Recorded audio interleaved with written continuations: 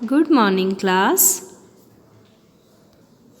In last lecture, we have studied about weather forecast, and causes change in the weather. Okay. Now, today we will discuss about the elements of weather.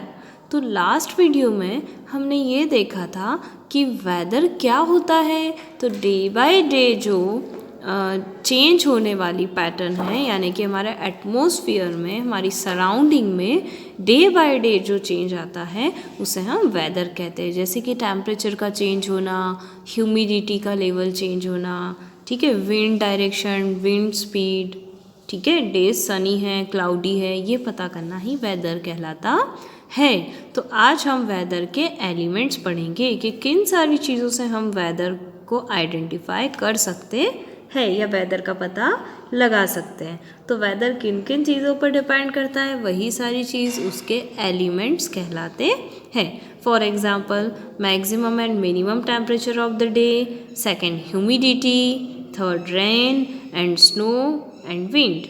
Okay, now one by one we will describe the topic maximum and minimum temperature.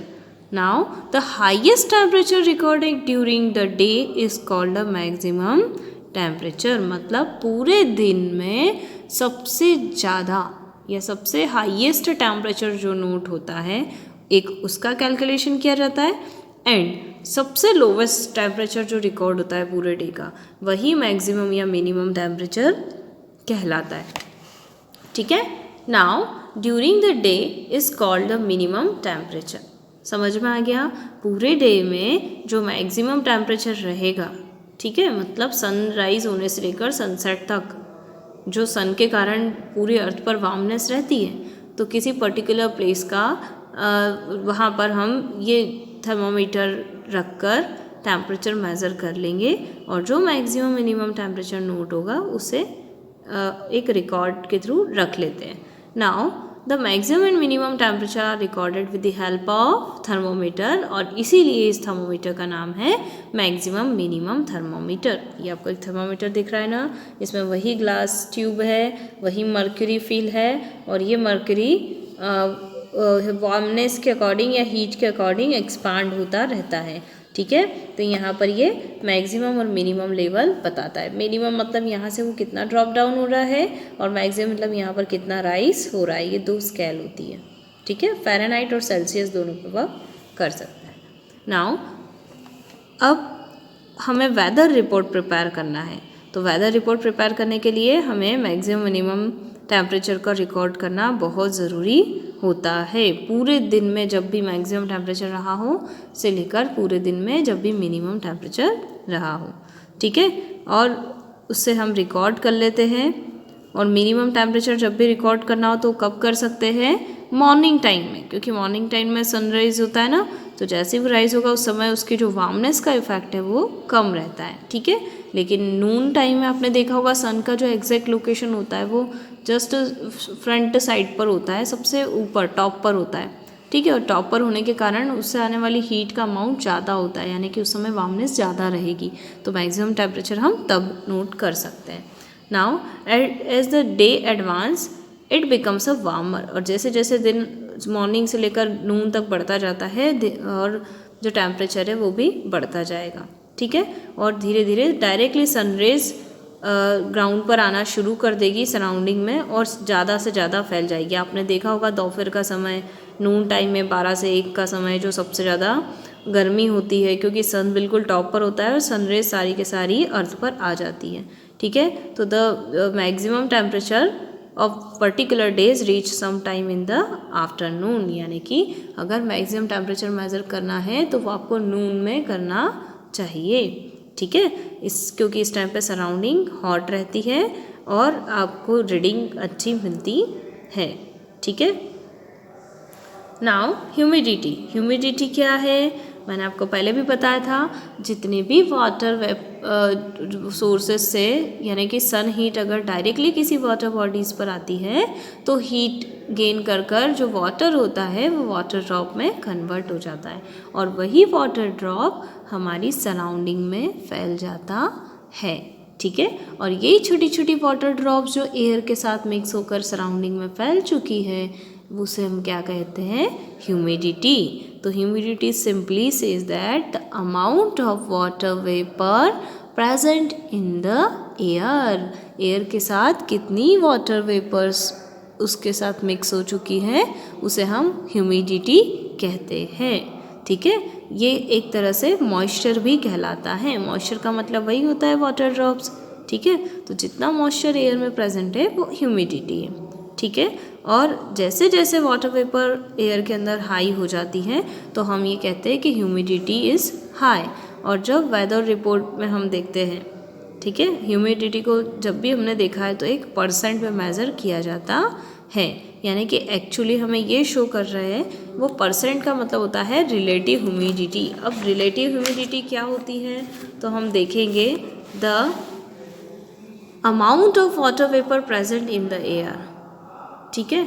और फिर उसे हम क्या करेंगे, उसका हम percent निकाल लेते हैं कि जितनी वाटर वेपर एक पर्टिकुलर टेम्परेचर पर एयर ने होल्ड कर रखी है, जितनी भी छोटे छोटे मॉइस्चर को, वाटर ड्रॉप्स को, उसका हम 100% निकाल लेते हैं और परसेंट में कैलकुलेट करके आंसर देते हैं, ठीक है। जैसे कि अगर ह्यूमिडिटी 50% आई है, इसका मतलब क्या है कि एयर में हाफ पोर्शन तो वाटर वेपर का है और हाफ पोर्शन एयर का है। आया समझ में? इस तरह से कैलकुलेट किया जाता है। जैसे ह्यूमिडिटी 30% है तो पूरी 100% एयर का थर्ड पार्ट जो होगा वो ह्यूमिडिटी का रहेगा। 50% मतलब हाफ पार्ट, ठीक है। इस तरीके से कैलकुलेट किया जाता है। तो रिलेटिव ह्यूमिडिटी क्या है, जिसको आप एक इंस्ट्रूमेंट की हेल्प से मेज़र कर सकते हो, और उस इंस्ट्रूमेंट का नेम क्या होता है, हाइग्रोमीटर। अंडरलाइन कीजिएगा इसे कि ह्यूमिडिटी किससे मेज़र होती है, हाइग्रोमीटर से, ठीक है। नाउ थर्ड वन है रेन एंड स्नो, ठीक है।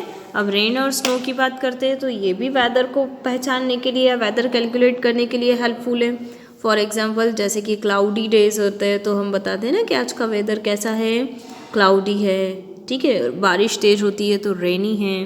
तो in the clouds when the water droplets join together, अब मैंने आज आपको बताया था ना कि ह्यूमिडिटी हो जाती है।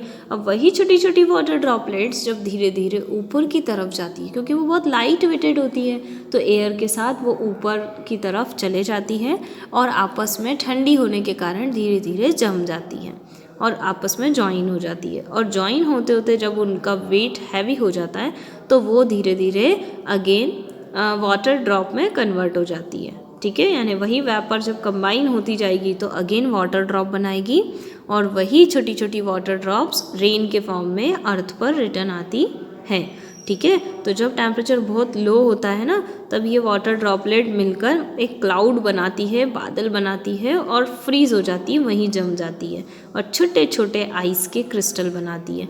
अब आइस तो आपने देखा है हैवी होता है, तो जैसे ही छोटे छोटे आइस के क्रिस्टल बनेंगे, हैवी होने के कारण वो नीचे गिर जाती है और वही आइस के क्रिस्टल जब एयर के अंदर अर्थ तक पहुँचते हैं तब तक वो मेल्ट हो जाते हैं और हमें लगता है कि पानी की बूंदें गिर रही है, बट एक्चुअल वो आइस होती है, छोटी छोटे क्रिस्टल जो नीचे आते आते मेल्ट हो जाते हैं। और कई बार इतनी तेज़ बारिश होती है कि वो मेल्ट नहीं होते हुए हमें लगता है ना कि स्नोफॉल हो रहा है या बर्फ़ बारिश के टाइम पर गिरती है, ठीक है। वो जो प्रॉपर मेल्ट नहीं हो पाए नीचे आने तक, वो डायरेक्टली आइस के क्रिस्टल के फॉर्म में नीचे गिर जाते हैं, ठीक है।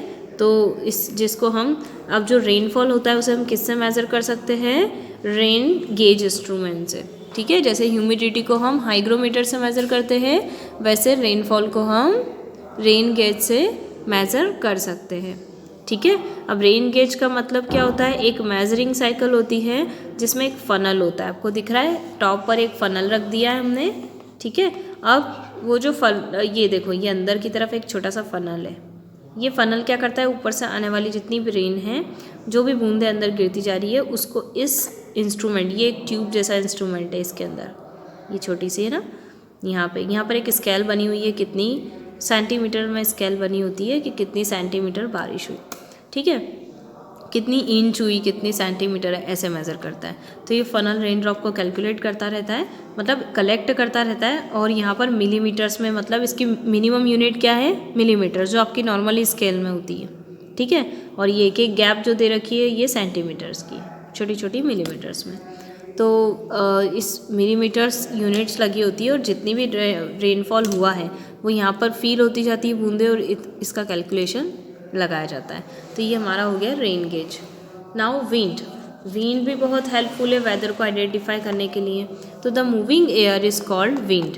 विंड का मतलब हमने पहले भी पढ़ा था कि जब लो प्रेशर एरिया जनरेट हो जाता है तो आसपास हाई प्रेशर की एयर उस लो प्रेशर की तरफ आने की कोशिश करती है। लो प्रेशर का मतलब होता है जहाँ एयर कम हो जाए, और हाई प्रेशर मतलब जहाँ एयर एक्स्ट्रा फील हो, तो वहाँ से एयर को प्रेशर लगता है ना ऑटोमेटिकली कि वो हाई प्रेशर से कहाँ आने की कोशिश करेगी, लो की तरफ। ठीक है, तो जब एयर इस तरह से मूव करती है तो उसे हम कहते हैं wind. Now during winter when the winds blow from the mountain of northern India towards the northern plane. ठीक है, अब हम देखते हैं कि विंटर सीजन में जो विंड होती है वो किस डायरेक्शन में फ्लो करती है, नदर्न इंडिया में, जो मतलब इंडिया के नदर्न पार्ट में जो माउंटेन्स है उस तरफ चलती है। ठीक है, से लेकर नदर्न प्लेन तक, यानी कि माउंटेन से लेकर तो नदर्न प्लेन तक चलती हैं।